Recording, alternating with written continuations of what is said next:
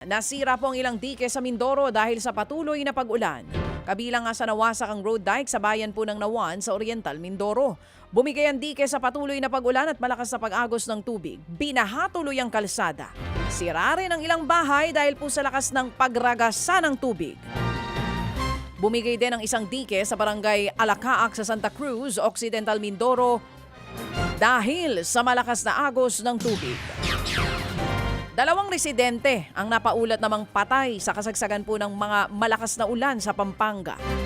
Isa sa nasawi ang 19 na taong gulang na lalaki na nalunod sa apalit sa Pampanga. Nananatili namang lubog sa baha ang maraming bayan sa Pampanga. Sa apalit, gumagamit na po ng bangka ang ilang residente dahil nalulubog na ang mga sasakyan. Ang bayan naman ng San Simon halos 2 linggo na ring lubog sa baha. May mga lumulusong pa rin sa hanggang bewang na tubig. Pinalikas na rin ang mga residente. Patay naman po ang magkasintahang sakay ng motorsiklo sa Cebu City. Sa CCTV, kitang pababa po ng kalsadang motorsiklo nang sumalpok ito sa poste.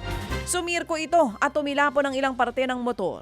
Sa investigasyon, iniiwasan daw ng motorsiklo ang kasalubong na sasakyan kaya bumangga ito. Ikakasal na sanang magkasintahan sa susunod na buwan. Mga kapatid, patuloy po kayong tumutok sa 105.9 True FM para sa totoong balita, impormasyon, music and entertainment. Mag-subscribe sa aming YouTube channel at podcast at sundan nyo kami sa Facebook, Instagram, X at TikTok sa True Network PH. Bisitahin din po ang aming official website, truefm.ph. At panoorin din kami sa True TV Signal, Channel 19. Kami po ang 105.9 True FM. Laging true sa'yo, kapatid.